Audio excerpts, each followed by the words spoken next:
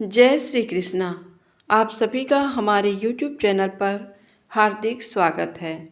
अघन मास महात्म कथा अध्याय 6।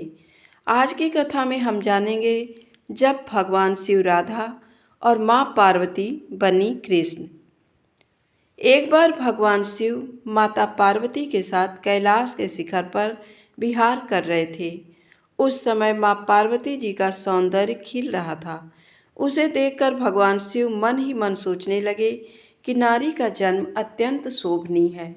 फिर उन्होंने प्रेम में विभोर होकर माँ पार्वती जी का मुखमंडल स्पर्श करते हुए कहा कि हे प्रिय, तुम्हारी कृपा से मेरी सारी मनोकामना पूरी हो चुकी है, कुछ भी शेष नहीं रहा। फिर भी मेरी एक इच्छा है, तुम उसे पूर्ण कर दो। तब माता पार्वती ने कहा कि हे महादेव, आपकी कौन सी इच्छा है, बताइए, मैं उसे अवश्य पूर्ण करूंगी। तब शिव जी ने अपनी इच्छा बताते हुए कहा, तुम मृत्यु लोक में पुरुष रूप में अवतरित हो और मैं स्त्री रूप में अवतरित होऊंगा।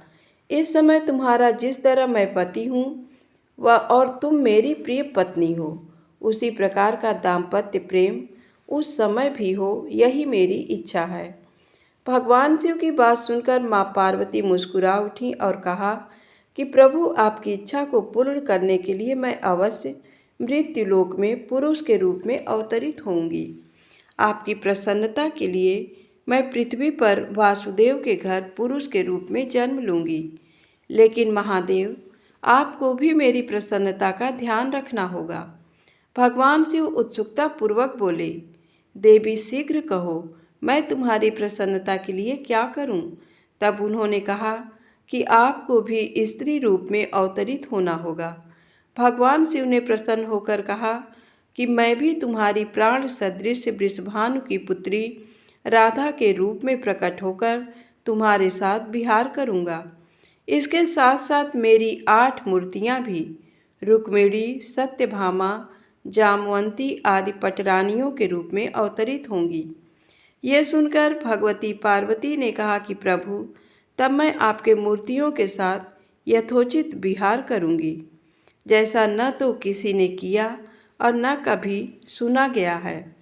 जया और विजया नामक मेरी 2 सखियां उस समय श्री राम व वासुदेव के नाम से पुरुष रूप में प्रतिष्ठित होंगी।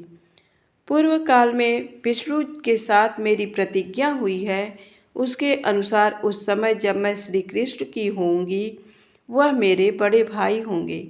वे बड़े महान, बलशाली व आयुध धारण करने वाले बलराम के नाम से जाने जाएंगे। इस प्रकार मैं पृथ्वी पर अवतरित होकर देवताओं का कार्य संपन्न करूंगी तथा महान कीर्ति स्थापित कर पृथ्वी से वापस चली आऊंगी। पूर्व काल में भगवती व भगवान विष्णु ने जिन राक्षसों का संहार किया था, वे द्वापर के अंत में बहुत से राजाओं के रूप में उत्पन्न हो गए। उनके भार को न सह सकने के कारण पृथ्वी गोरूप धारण कर समस्त देवताओं के साथ ब्रह्मा जी के पास गई और बोली, हे ब्रह्मा, पूर्व काल में जो महान राक्षस मारे गए थे, वे इस समय दुष्ट चरित्र वाले राजा बने हुए हैं। ऐसे लोगों का संहार का उपाय कीजिए। तब पृथ्वी को लेकर ब्रह्मा जी कैलाश पहुँचे।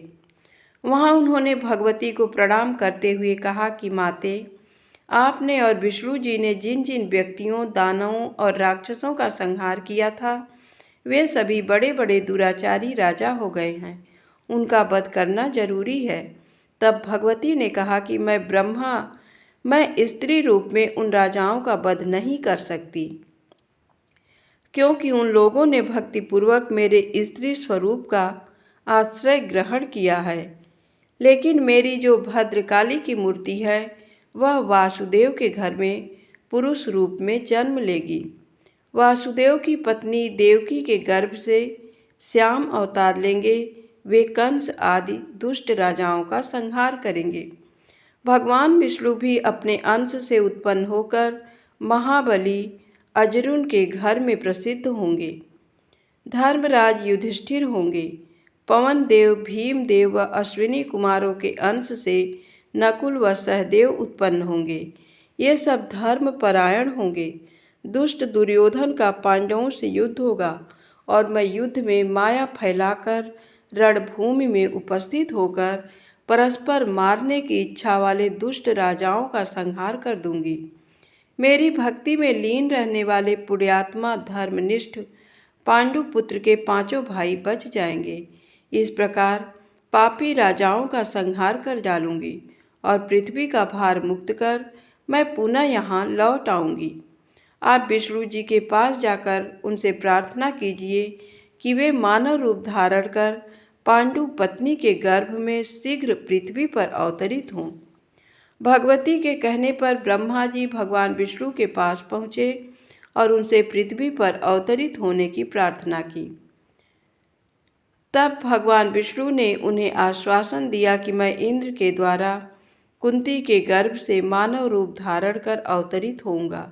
इस प्रकार ब्रह्मा जी के प्रार्थना करने पर साक्षात भगवती देवताओं का कार्य शीघ्र करने के लिए अपने अंश से वासुदेव पुत्र श्री कृष्ण के रूप में अवतरित हुई और भगवान विष्णु ने भी महापराक्रम वाले बलराम तथा पांडु के दूसरे पुत्र अर्जुन के रूप में जन्म लिया।